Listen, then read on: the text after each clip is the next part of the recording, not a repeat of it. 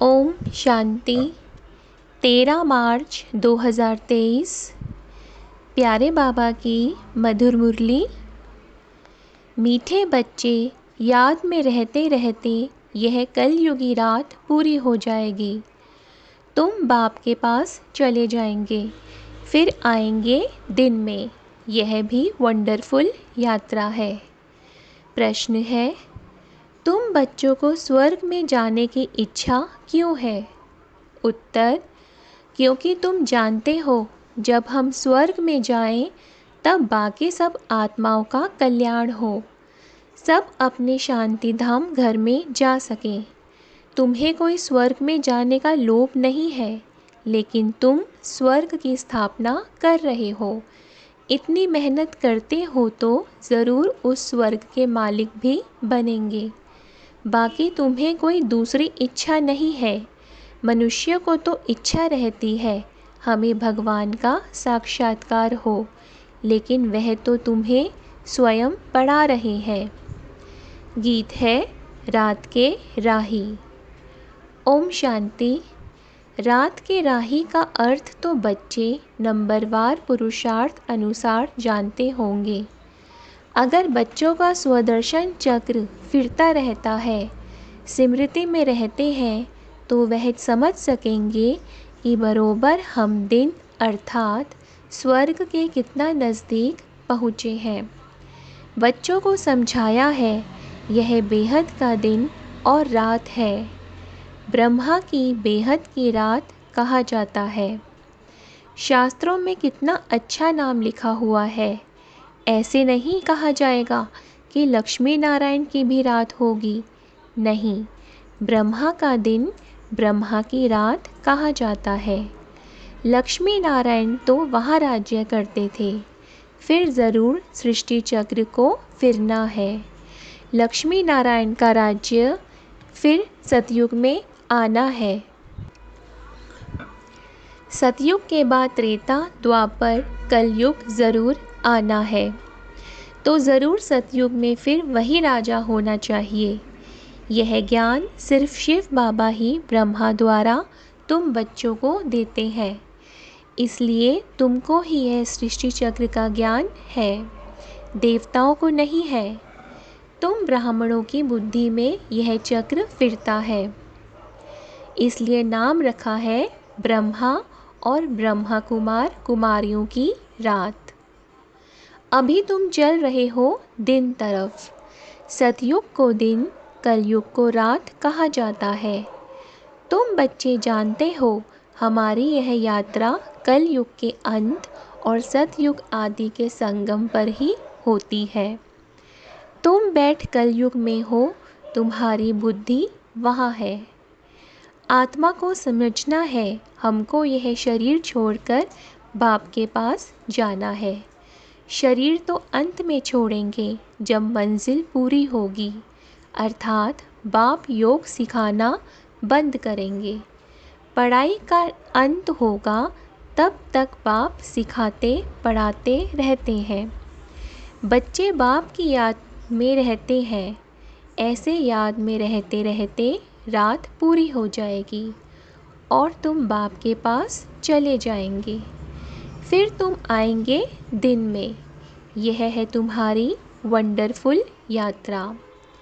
बाप दिन स्थापन करते हैं तुम ब्रह्मा कुमार कुमारियों के लिए। अब दिन अर्थात सतयुग आ रहा है। अभी तुम कलयुग रात में बैठे हो। निरंतर बाप को याद करते रहो। बाप ने समझाया है सभी को मरना है ज़रूर। मनुष्य पूछते हैं कब मरना है, कब विनाश होगा। अब दिव्य दृष्टि से विनाश का साक्षात्कार किया हुआ है, फिर इन आँखों से देखना ज़रूर है। और स्थापना जिसका साक्षात्कार करते हैं वह भी इन आँखों से देखना है। मुख्य जिस ब्रह्मा का दिन और रात गाया हुआ है, उनको ही स्थापना और विनाश का साक्षात्कार हुआ है। तो जो दिव्य दृष्टि से देखा है वह प्रैक्टिकल ज़रूर होगा। भक्ति मार्ग में जो कुछ साक्षात्कार होता है वह दिव्य दृष्टि से देखते हैं। तुम भी दिव्य दृष्टि से देखते हो। तुमको किसी चीज़ की इच्छा नहीं रहती है। सन्यासी लोगों को इच्छा रहती है परमपिता परमात्मा को देखने की। यहाँ तुम बच्चों को तो परमपिता परमात्मा खुद बैठ पढ़ाते हैं। तुमको इच्छा है स्वर्ग में जाने की। बच्चे जानते हैं कि हम स्वर्ग में जाएंगे तो सभी का कल्याण हो जाएगा। अभी तुम बच्चे जानते हो बेहद का बाप जो मनुष्य सृष्टि का रचयिता है, बीज रूप है, वो झाड़ के आदि मध्य अंत को जानते हैं। हम उस बाप को और उनके वर्षे को जानते हैं। जैसे वह झाड़ होते हैं, जानते हैं यह आम का झाड़ है। बीज होने से पहले 2-4 पत्ते निकलते हैं, फिर झाड़ बड़ा होता जाता है तो वह है जड़ बीज। यह बाप है मनुष्य सृष्टि का चैतन्य बीज रूप, उसे ही नॉलेजफुल कहा जाता है। बच्चे जानते हैं यह पाठशाला है जिसमें यह पढ़ाई मिल रही है और तुम योग भी सीख रहे हो। इस विद्या से तुम भविष्य प्रिंस प्रिंसेस बनते हो। आत्मा पवित्र ज़रूर चाहिए। अभी तो सब अपवित्र है, परंतु कोई को पतित कहो तो मानेंगे नहीं। कहते हैं श्री कृष्णपुरी में भी 1-2 को दुख देने वाले कंस, जरासंधि आदि थे। 1-2 को सुख देने वाले को पावन कहा जाता है। स्वर्ग में कोई दुख देता नहीं, वहाँ तो शेर बकरी इकट्ठे जल पीते हैं। किसको दुख नहीं देते, परंतु यह बातें कोई समझते थोड़े ही हैं। जो शास्त्र पढ़े हैं वही बातें बुद्धि में आ जाती हैं। देवताओं के पुजारी अपने को खुद ही चमाट मारते हैं। हिंदुओं ने आपे ही अपने को चमाट मारी है। अपने देवताओं की बैठ निंदा की है। क्राइस्ट, बुद्ध आदि की कितना महिमा करते हैं, देवताओं की बैठ निंदा करते हैं। यह धर्म की गिलानी हुई ना। गीता में भी कहते हैं यदा यदा ही धर्मस्य। नाम भी भारत का है। भारत ही भ्रष्ट और श्रेष्ठ बनता है। श्रेष्ठ थे लक्ष्मी नारायण, भ्रष्ट मनुष्य श्रेष्ठ को माथा टेकते हैं। सन्यासी भी पवित्र रहते हैं, परंतु भगवान को जानते नहीं, अपने को ही भगवान कह देते हैं। बाकी दूसरे जो भी गुरु आदि हैं पतित हैं, विकार में भी जाते हैं। पतित कहा जाता है विकारी को, वह पावन को नमस्कार करते हैं। सन्यासियों को गुरु करते हैं तो भी इसलिए कि हमको आप समान पावन बनाएं। आजकल सन्यासी तो कोई मुश्किल बनते हैं, फिर गृहस्थी को गुरु करने से क्या प्राप्त होगी, जबकि वे खुद ही पतित हैं। परंतु नई आत्माएं आती हैं तो उन्हों की कुछ महिमा निकलती है। किसको पुत्र मिला, किसको धन मिला तो खुश हो जाते हैं। फिर 1-2 को देख सब गुरु करते रहेंगे। वास्तव में गुरु किया जाता है सद्गति के लिए। वह ज़रूर 5 विकारों का संन्यास किया हुआ पवित्र चाहिए। बाकी गृहस्थी गुरु करने से क्या फ़ायदा।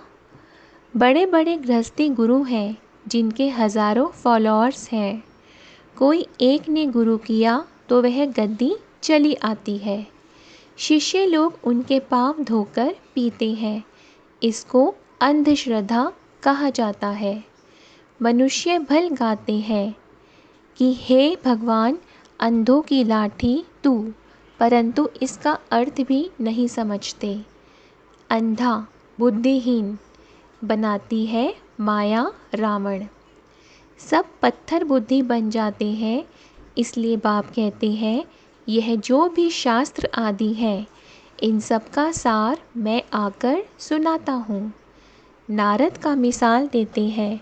उनको कहा, तुम अपनी शक्ल तो देखो, लक्ष्मी को वरने लायक हो।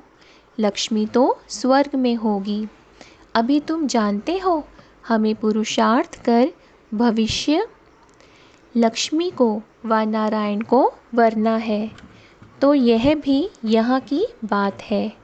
शक्ल मनुष्य की है, सीरत बंदर की है। बाप कहते हैं, अपनी शक्ल तो देखो। मनुष्य तुमको कहेंगे, तुम स्वर्ग का मालिक बनने का भी लोभ रखते हो ना। उनको समझाना है, अरे हम तो सारी सृष्टि को स्वर्ग बनाते हैं, इतनी मेहनत करते हैं तो ज़रूर मालिक भी हमको बनना पड़ेगा ना। कोई तो राज्य करेंगे ना। बाबा ने समझाया है, नंबर 1 है काम महाशत्रु, जो मनुष्य को आदि मध्य अंत दुख देता है। यह आधा कल्प का कड़ा दुश्मन है। भल ड्रामा में सुख और दुख है, परंतु दुख में ले जाने वाला भी तो है। वह है रावण। आधा कल्प रावण राज्य चलता है। यह बातें तुम बच्चे ही जानते हो। तुम्हारे में भी नंबरवार है। अब देखो, कहते हैं कैलाश पर्वत पर शंकर पार्वती रहते हैं। प्रेसिडेंट आदि भी अमरनाथ कैलाश पर्वत पर जाते हैं, परंतु इतना भी नहीं समझते कि वहाँ शंकर पार्वती कहाँ से आए। क्या पार्वती दुर्गति में थी जो उनको बैठ कथा सुनाई?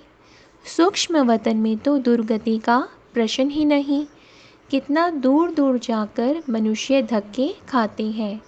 यह है भक्ति मार्ग। दुख तो मनुष्यों को पाना ही है। प्राप्ति है अल्पकाल की। वह कौन सी प्राप्ति? तीर्थों पर जितना समय रहते हैं उतना समय पवित्र रहते हैं। कोई तो शराब बिगर रह नहीं सकते, तो छिपाकर भी शराब की बोतल ले जाते हैं। फिर वह कोई तीर्थ थोड़े ही हुआ। वहाँ भी कितना गंद लगा पड़ा है, बात मत पूछो। विकारी मनुष्यों को विकार भी वहाँ मिलता है। मनुष्यों को ज्ञान नहीं है तो समझते हैं भक्ति अच्छी है, उनसे ही भगवान मिलेगा। आधा कल्प भक्ति के धक्के खाने पड़ते हैं। आधा कल्प के बाद जब भक्ति पूरी होती है तो फिर भगवान आते हैं। बाबा को तरस पड़ता है। ऐसे नहीं कि भक्ति से भगवान को पाते हैं। ऐसा होता तो फिर भगवान को पुकारते क्यों, याद क्यों करते? भगवान कब मिलता है यह समझते नहीं है। भक्ति से श्री कृष्ण का साक्षात्कार हुआ तो बस समझते उनको भगवान मिल गया, वैकुंठवासी हुआ।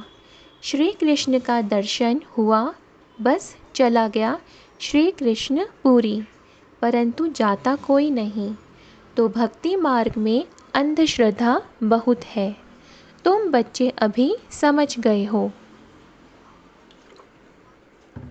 बाप साधारण तन में आते हैं तब तो गाली खाते हैं, नहीं तो भला किस तन में आए? श्री कृष्ण के तन में तो गाली खा ना सके, परंतु श्री कृष्ण पतित दुनिया में पावन बनाने आए, यह हो नहीं सकता। श्री कृष्ण को पतित पावन कहते भी नहीं है। मनुष्य यह भी समझते नहीं कि पतित पावन कौन है, कैसे आते हैं, इसलिए कोई को भी विश्वास नहीं बैठता है। शास्त्रों में तो है नहीं कि कैसे ब्रह्मा तन में आते हैं।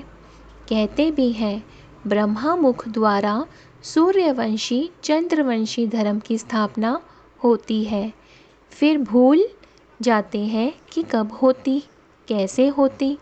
प्रजापिता ब्रह्मा तो ज़रूर यहाँ कल्प के संगम पर होना चाहिए, तब तो ब्राह्मणों की नई सृष्टि रची जाए। मनुष्य बहुत मूंझे हुए हैं, उनको रास्ता बताना है। बाप कितनी भारी सर्विस आकर करते हैं। तुम समझते हो हम 5 विकारों से एकदम बंदर से भी बदतर होते गए हैं। हम सो देवता थे, फिर एकदम क्या बन गए। ऐसों को फिर बाप कितना ऊंच आकर बनाते हैं। तो बाप को कितना लव करना चाहिए। यह बाप सुनाते हैं या दादा सुनाते हैं, यह भी कितने बच्चों को पता नहीं लगता। बाप कहते हैं, विचार करो, मैं सदैव रथ पर हाजिर रह सकता हूँ। यह तो हो नहीं सकता। मैं तो आता ही हूँ सर्विस पर। बाबा के पास समाचार आया था। कोई ने पूछा, क्या मनुष्य किसको सुख दे सकते हैं? यह मनुष्य के हाथ में है? तो एक ने कहा कि नहीं, ईश्वर ही है जो मनुष्य को सुख दे सकता है। मनुष्य के हाथ में कुछ भी नहीं है। तो कोई बच्चे ने फिर समझाया है कि मनुष्य ही सुख देता है, मनुष्य ही सब कुछ करता है, ईश्वर के हाथ में कुछ नहीं है। अरे तुम थोड़े ही कुछ देते हो, ईश्वर के हाथ में ही तो है ना। समझाना चाहिए, श्रीमत पर चलना है। परम पिता की श्रीमत बिगर कोई सुख दे ना सके। अपनी बड़ाई नहीं करनी चाहिए। हम श्रीमत पर सारे सृष्टि को स्वर्ग बनाते हैं। तो देखो कितनी भारी भूल बच्चों की होती है। वह कहते हैं ईश्वर के हाथ में है, बीके कहते हैं कि मनुष्य के हाथ में है। वास्तव में है तो बाप के हाथ में। श्रीमत बिगर कुछ कर नहीं सकते। मनुष्य बिल्कुल बर्थ नॉट अ पेनी बन जाते हैं। बाप कहते हैं, रावण मनुष्य को पत्थर बुद्धि बना देते हैं। मैं आकर तुमको पारस बुद्धि बनाता हूँ। महिमा सारी बाप की करनी है। हम श्रीमत पर चल रहे हैं। ईश्वर बिगर मनुष्य को कोई श्रेष्ठ बना नहीं सकता। अच्छा, ब्रह्मा मुख वंशावली, ब्राह्मण कुलभूषण, स्वदर्शन चक्रधारी, मीठे मीठे सिकीलते बच्चों प्रति मात पिता बाप दादा का याद प्यार और गुड मॉर्निंग। रूहानी बाप की रूहानी बच्चों को नमस्ते। हम रूहानी बच्चों की रूहानी बाप दादा को नमस्ते। धारणा के लिए मुख्य सार। पहला, बाप जो इतनी सर्विस करते हैं, हमें इतना ऊंच देवता बनाते हैं, ऐसे बाप से दिल का सच्चा लव रखना है। देवताओं समान सबको सुख देना है। दूसरा, एक बाप की सदा महिमा करनी है, अपनी बड़ाई नहीं दिखानी है। वरदान है, सेवा का पाठ बजाते, पाठ से न्यारे और बाप के प्यारे रहने वाले सहजयोगी भव। कई बच्चे कहते हैं योग कभी लगता है कभी नहीं लगता। इसका कारण है न्यारेपन की कमी। न्यारे ना होने के कारण प्यार का अनुभव नहीं होता, और जहाँ प्यार नहीं वहाँ याद नहीं। जितना ज़्यादा प्यार उतनी सहज याद। इसलिए संबंध के आधार पर पाठ नहीं बजाओ, सेवा के संबंध से पाठ बजाओ तो न्यारे रहेंगे। कमल पुष्प समान पुरानी दुनिया के वातावरण से न्यारे और बाप के प्यारे बनो तो सहजयोगी बन जाएंगे। श्लोगन है, ज्ञानी वह है जो कारण शब्द को मर्ज कर हर बात का निवारण कर दे। ज्ञानी वह है जो कारण शब्द को मर्ज कर हर बात का निवारण कर दे। अच्छा, ओम शांति।